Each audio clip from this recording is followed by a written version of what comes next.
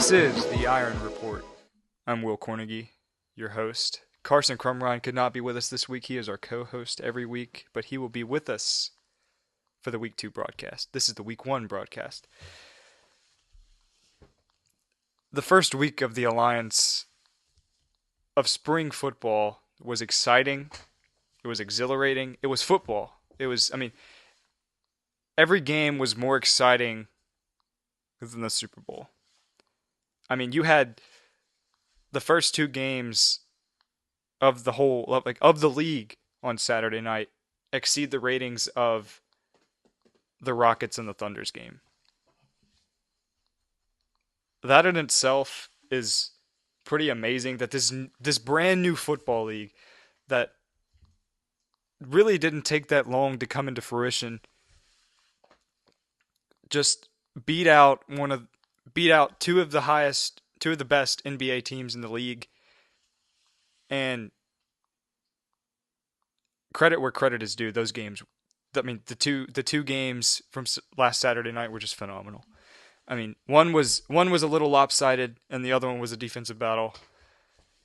So we'll get into some of the scores right quick. So we had the first game of the night was the Orlando Apollos hosting the Atlanta Legends. This game, in my opinion, was never close from start to finish. You had the Apollos kind of come out of the gate, almost stumble out of the gate. You had Atlanta get some points there in the first quarter on that first possession, or it was within like the first three possessions or something like that. But after that first quarter, you never really saw Orlando miss a beat. Garrett Gilbert had a great game, passing for over 200 something yards and a couple touchdowns and a 2-point conversion. Akeem Hunt played a great game. He had like 73 yards on the ground. He gashed him for like a 31-yarder. We didn't really see any consistency in the Atlanta passing game. Both of their quarterbacks passed for under 150 yards, and they both turned the ball over for a total of 3 times. I was kind of surprised that we didn't see Denard Robinson more, given how much he was advertised as this star running back for the Legends.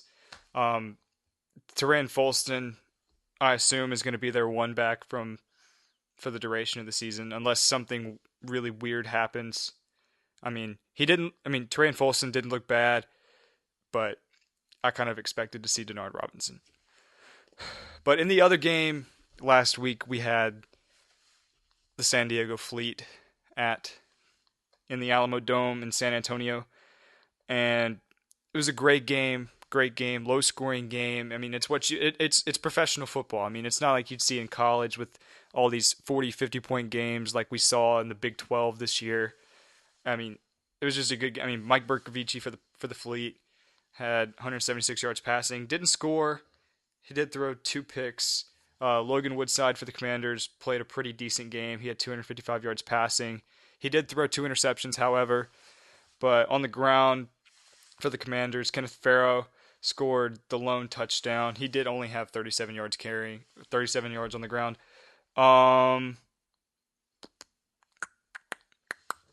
The second game on Sunday, we had probably the game of the week, given how good both the Arizona Hotshots and the Salt Lake Stallions were predicted to be before the season started.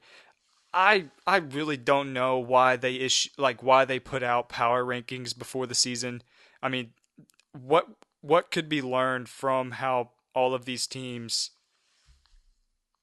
How could you determine the talent level of these power rankings that were released before the season had to be strictly how many of these guys actually played in the NFL. And I just don't think that that's particularly how you should. I don't think that they should have put out power rankings until when they issued the Week 1 power rankings on Monday morning. But kind of getting back to that Hot Shots game, the Hot Shots and Stallions.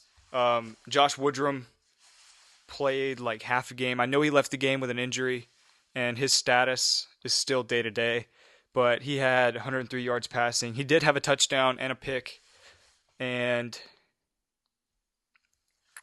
Brandon Oliver kind of led the team in rushing. He had 40 yards on the ground. For the hot shots, however, I mean I think they're going to prove to be one of the offensive gurus of the league. And I mean, you had John Walford, product out of Wake Forest, complete 18 of 29 passes for 275 yards and 4 touchdowns, converted two-point conversions. Jarrell Presley led the way on the ground with 18 carries, 64 yards. The big story out of this game for the Hot Shots was Rashad Ross. Rashad Ross looked phenomenal. He looked amazing. He wasn't missing a beat. I mean, him and Walford really, that's going to be one of the better 1-2 punches as far as quarterback and receiver combos go this year in this league. Rashad Ross had over 100 yards receiving. He had 2 touchdowns.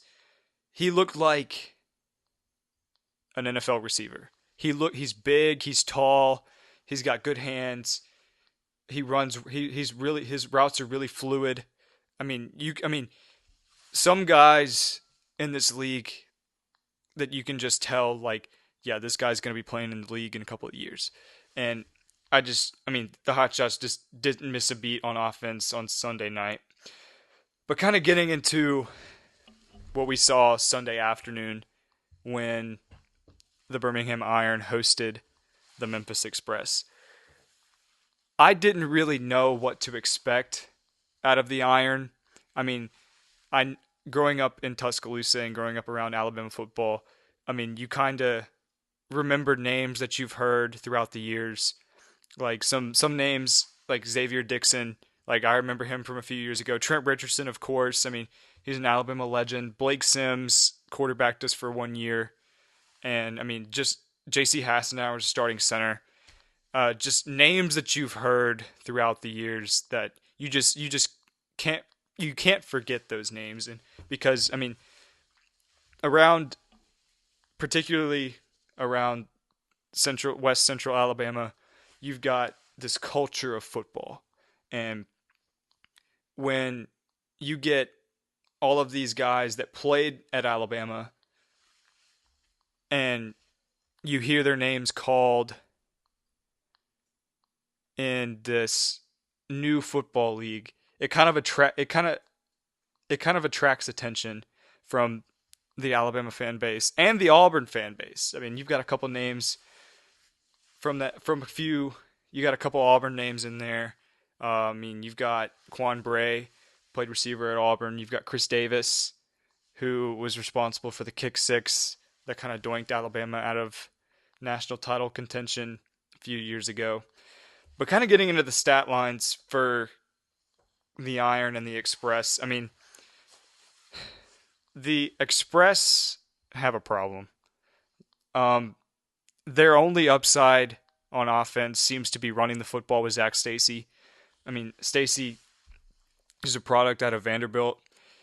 He had 12 carries, 58 yards. I mean, I don't know why they moved away from the running game. It seemed to be their only upside on offense. I mean, Christian Hackenberg looked terrible. Like he might have been decent in college when he played at Penn State, but he looked god awful. And his stats reflect how he played. I mean, he had like 8. I don't think, yeah, neither of the quarterbacks that the Express played. I mean, both of them didn't combine for at least 100 yards passing, and I don't know if that's in part to the defense, the secondary for the Iron playing a great game. I don't know if it's just neither of those quarterbacks really had a bead on like making the right reads or throwing the ball down the field, but something just didn't look right. I don't know if it's. I was actually really surprised to not see Zach Mettenberger play a little bit. I mean, Zach Mettenberger seems like he's the only quarterback that has NFL experience. I mean, I know he played a couple seasons with the Titans, then kind of stepped away after they drafted Marcus Mariota. And there was just no consistency on offense for the Express. I mean, the only momentum they were kind of able to gain was after a couple of iron turnovers. I know Ladarius Perkins fumbled the ball once, and I think Trent Richardson fumbled the ball once late in the game, and that kind of set up the big play of the game, which was that 4th and 1 in down right on the goal line, and and Jamar Summers had that big stop right there on the goal line. Jamar Summers played an outstanding game. He Jamar Summers, I didn't really know the name going in going into the going into the game, but I heard his name called so many times. He had so many big plays as a defensive back, and he just played an outstanding game. Another couple of big names that you kind of have heard a little bit. I mean, of course, you've got Trevon Reed, who played at Auburn, and you've got Jonathan Massaquoi, who played at Troy. Jonathan Massaquoi led the team in tackles. He had 5 solo tackles. He also had 3 tackles for loss, and Jonathan Massaquoi, and he looked like the most athletic guy on the field on defense at some points. And I was listening to Three Men Front on the radio a few days ago, and they said the exact same thing, that Jonathan Massaquoi is just an athletic monster, and it shows. And I think we're going to see him do this from week to week. And I just don't think anything's really going to change with this defense as a whole. I think they're the stoutest defense in this league, and there's just no telling what this defense can do. And I think that this defense can dictate the way this season is going to go. And I mean, the secondary is just outstanding, and the defensive line and the front seven are just, I mean, they're the most complete defense I've seen as far as defenses in this league go. I mean, they've set the bar pretty high as far as what you can expect out of a defense in this league.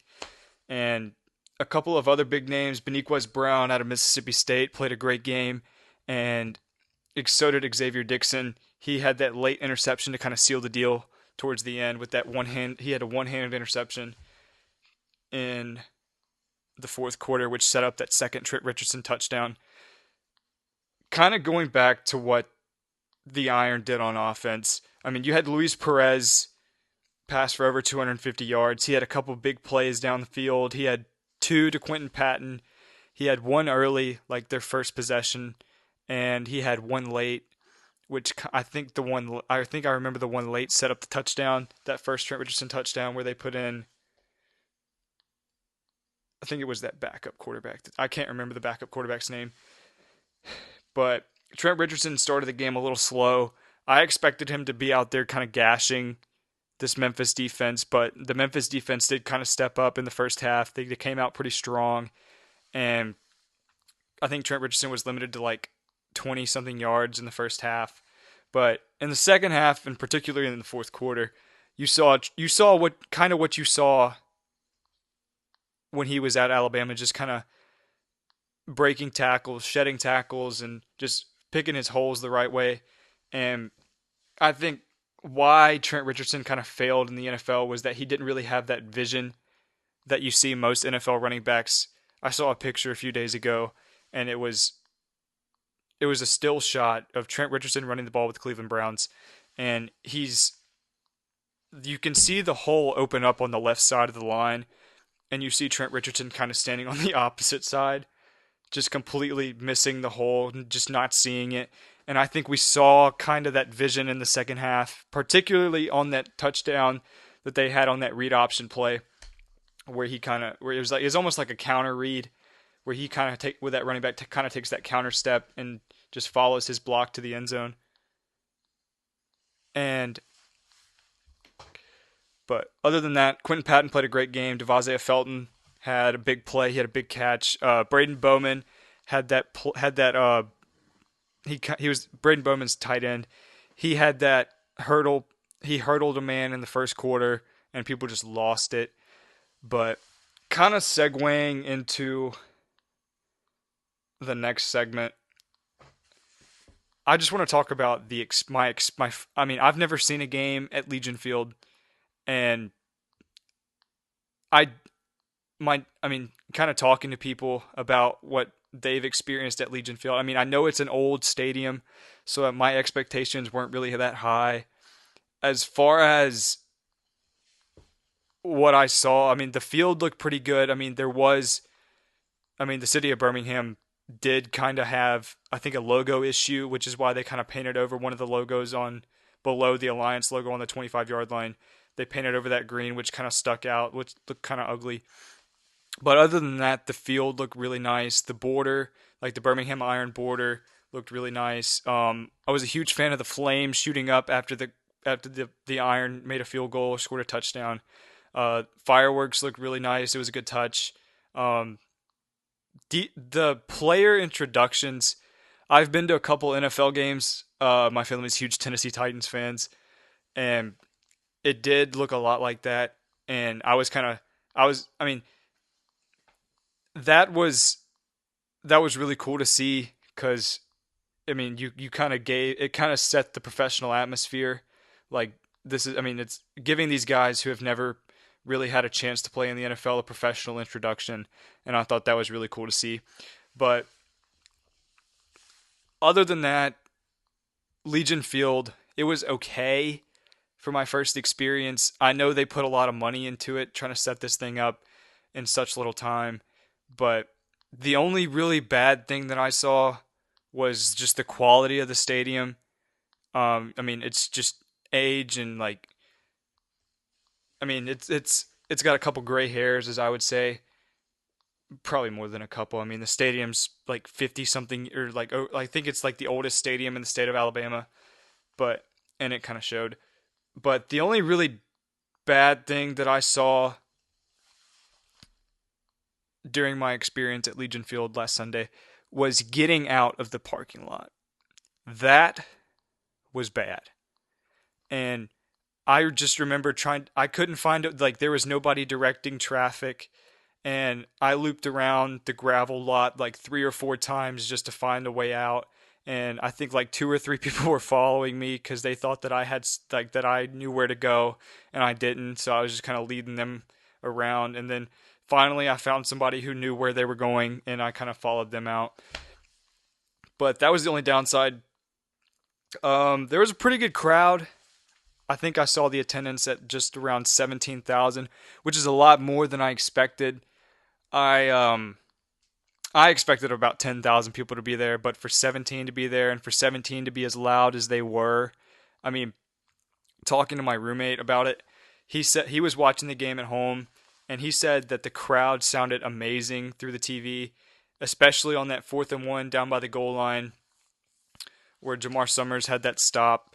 He just said that I mean, it was just the crowd was loud, the crowd was there, and there. I mean, there was a presence. I mean, there was a home field. I mean, there was a home field advantage in Birmingham last Sunday, and I think that if we can keep that up, and if we can just boost the attendance week in and week out, then I think that the Birmingham Iron are here to stay, and I think that that's what this league intends on doing.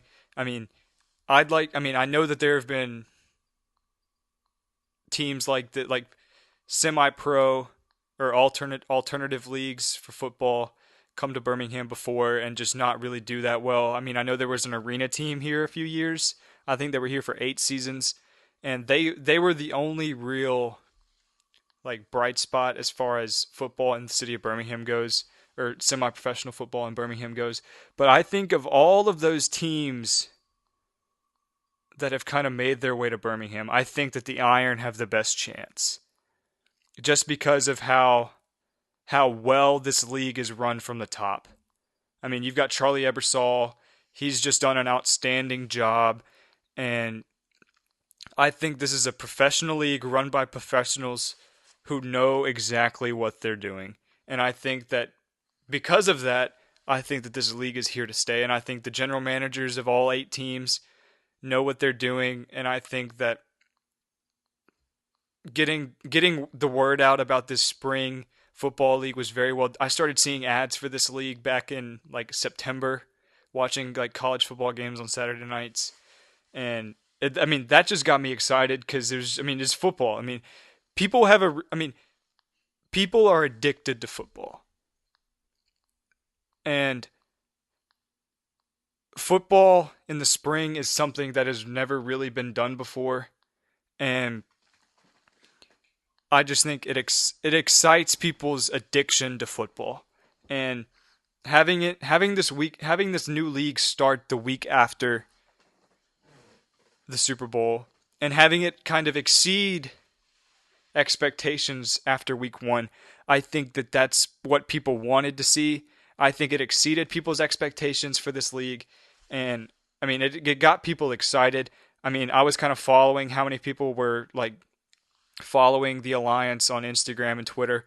And I think you saw like 150,000 people follow the league on Instagram after week one, and like 200,000 people follow the league on Twitter after week one. And I just thought that was awesome to see because I mean that means they're attracting attention and they're attracting support.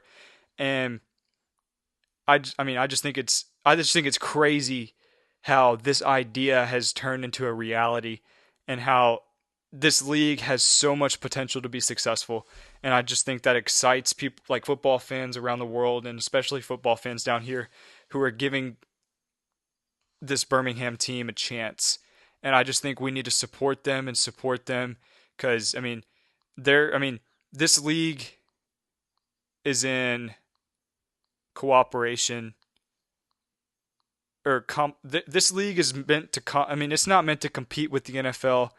I mean Charlie Ebersol said that this league is meant to complement the NFL, and it's meant to I believe that the direction they're trying to go with this league is they're trying to set up a developmental league for the NFL, and I believe that the NFL is using it as I believe what the NFL wants to do with this league is they want to be able to go to these alliance teams and be like, "Hey, we've got these practice squad guys who we need to get them reps, and can you find a place for them on your roster and get these guys reps so that we can get them NFL ready?" Because I think that what you see out of these guys that are currently in the alliance, some of these players are good. I mean, they're great players. I mean, they're NFL caliber players.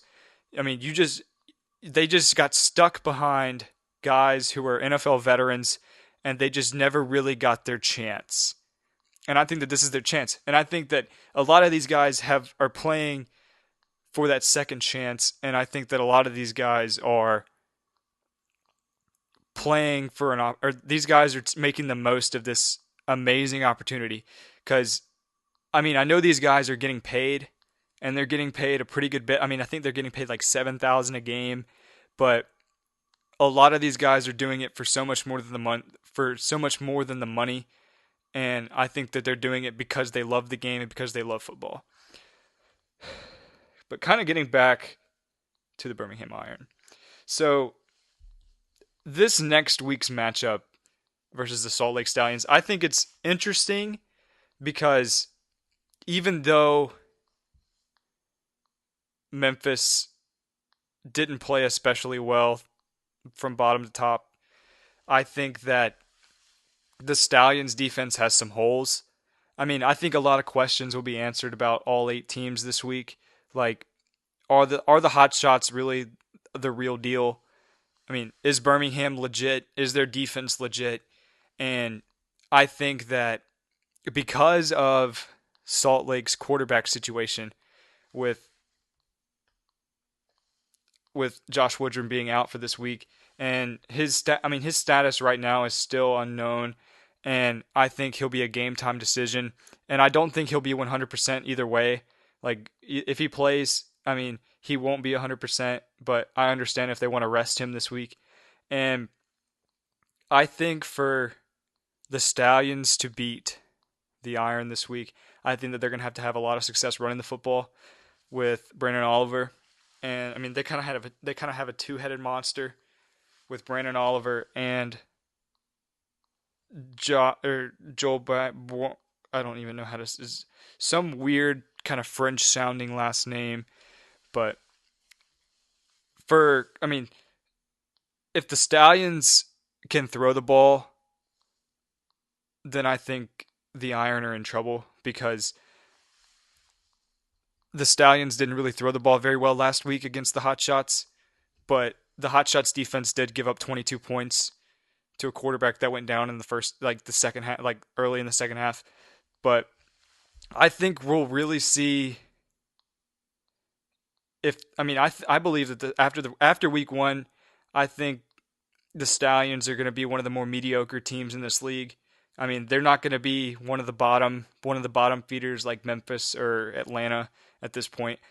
And I just think that Salt Lake is kind of a question mark because I mean, they did score last week against Arizona, but I just I think that a lot of questions will be answered this I mean, I think a lot of questions will be answered about each team through the first 5 weeks and we'll really know that what their identities are as as teams after about week 5. But for the Iron to win this week, I believe that they're going to have to be able to execute the game plan they tried to execute in that first half last week, kind of running the ball, like kind of pounding the ball with Trent Richardson. And I think that they need to be more selective about his carries. And if Luis Perez is just darting, like just shredding the defense, then I think that they need to kind of I think that they need to set the tempo with the run and then just shred them with the pass because Luis Perez has an absolute cannon. And I don't think that very many teams are going to be able to stop our passing attack this year. I mean, because Luis Perez and Quinn Patton is one of the better quarterback receiver combos in this league, if not the best. I'd equate. I'd say that Perez and Patton are up there with Ross and John Wolford from the Hot Shots, and I think we'll see. I don't think that this game will be a shutout per se. I think that the Stallions have a better off. I think the Stallions have a better answer at quarterback than the Express did last week, and I think that the Stallions are going to be able to game plan a little better. I think the Stallions are a little better coached, but I think that in the end, the Iron will come out on top. I think it might be a close game, but I think the Iron will cover. The spread is the Iron -6.5, and I think it'll stay with. I think I'm going to take the under, which is like 42 points, and I think overall it'll be a decent game. I think one of the interesting matchups that we're gonna see is Trent Richardson against this front seven. Um, I wasn't really impressed by the Stallions front seven last week.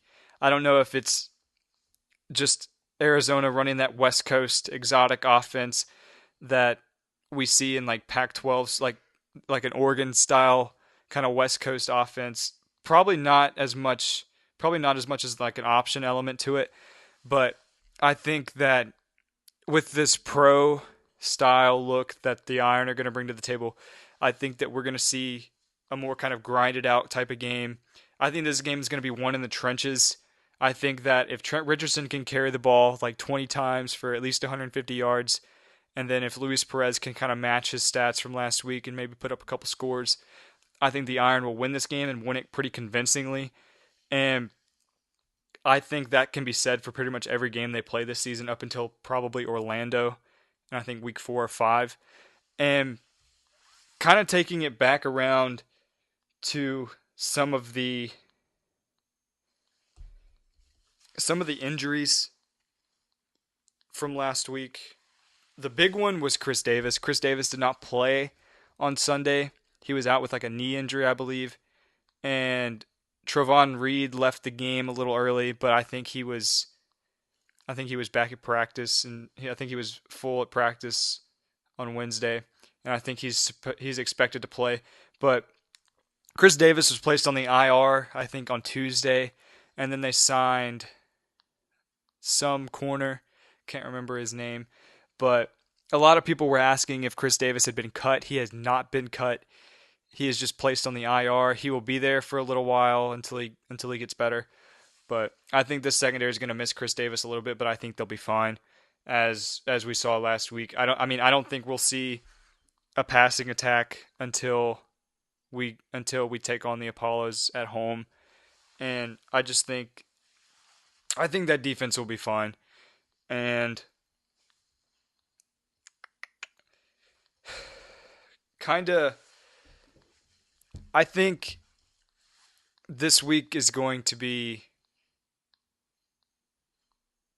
just I think it's just going to be I think last week kind of served as a building block for the league, and I think this week is going to be that next step. Like if they can get the fan support that they had last week and add people and add fans and add viewers at home and add fans in the stadium, I think that if Birmingham can match the numbers that San Antonio brought out and Orlando brought out last week, I think that you'll see these games start to sell out, which is really exciting because I know that football attracts people, and I just think it'll be fun to see like packed out stadiums for this spring football league with all these guys who didn't make it in the NFL. I think it'll I don't want to call it second rate professional football, but that's kind of what it is. And it's football. People will watch it. People are watching it. People are like I said earlier in the podcast, people are addicted to football, and I just think that we're not going to see much. We're not going to see what we'd see on Sundays in the fall as far as talent, but I think we'll see big plays, exciting plays. I think we'll see some pretty exciting moments in games, and I just think that people are going to love this league, and this league's here to stay. So, but kind of getting into some of the matchups this week. I know we've kind of covered the Stallions and the Iron, and we'll kind of come back to that last. But I'm just gonna give you a couple scores, like some score predictions. So in the night game on Saturday night, we've got the Hotshots in Memphis taking on the Express. I don't think Memphis will be able to do that much offensively, and I think their defense probably won't show up because they kind of got pounded last week. It was a brutal game in the trenches for the Express, and I think with the offensive attack that Arizona's going to bring, I think Walford's going to have a great game. I think Rashad Ross is going to have an even better game, and I just think that this game will be close. So I'm going to call it maybe 35 to 3 in favor of the Hotshots. The early game on Sunday, you've got I'd say that this is probably the game of the week. You've got the Apollos in San Antonio. I think this game will come down to who has schemed better. I think that defense will win this game. I'm going to give the edge to the Apollos, even though they're on the road. And I think that Steve Spurrier is going to game plan very well for this game. I think he's going to play the matchups very well. And I just think Garrett Gilbert has another great game. I think Akeem Hunt has a great game. So I'm gonna take the Orlando Apollos, kinda in a close, low-scoring game, 31-20. I I think that both defenses kind of show up in the first half, and I think we see maybe a not a low-scoring game, but maybe like a 17-10 type of game. But I got the Orlando Apollos in that one. But kind of moving into the late game on Sunday, you've got two 0-1 teams. I think that it's it's the Atlanta Legends in San Diego. I don't know what to expect out of either team. I don't know what kind of adjustments either team has made during the week, but I know that San Diego is a little better as far as coaching goes. So I think I'm going to have to take the Fleet in this one. I think it'll be a close game. I think it'll be a close, low-scoring game because you didn't really see.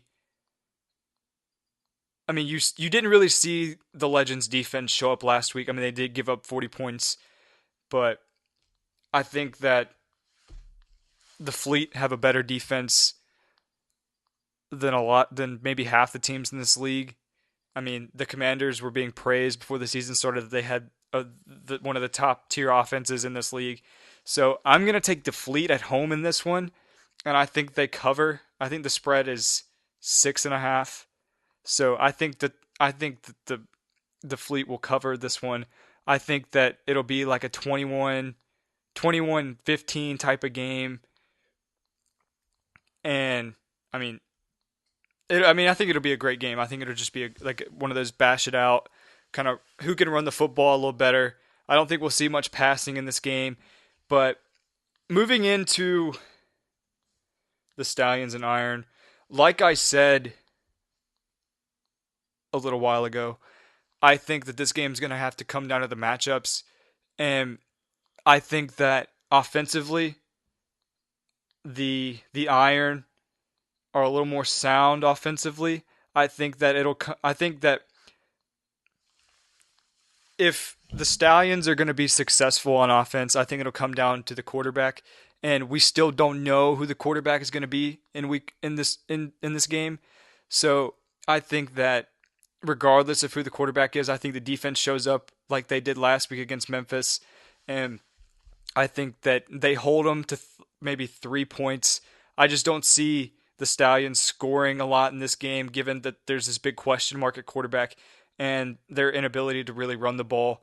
So I think that Luis Perez gets his first passing touchdown. I think he actually throws for 3 passing touchdowns, two to Quentin Patton, one to Devontae Felton. And I think that Trent Richardson has a great game. I think he breaks 100 yards. And I think that the Iron are going to win this game and win it really convincingly. I'm going to take the Iron in the over, and I think that the Iron cover. I think the Iron actually double the spread in this game, and I just think this game probably won't be close. But so I think that is about it for this week 2 podcast. Next week we will have Carson, and we will recap the Stallions and the Iron. Hopefully we'll come out with a win, but if not, fans, make sure you go out and support your Birmingham Iron and forge on.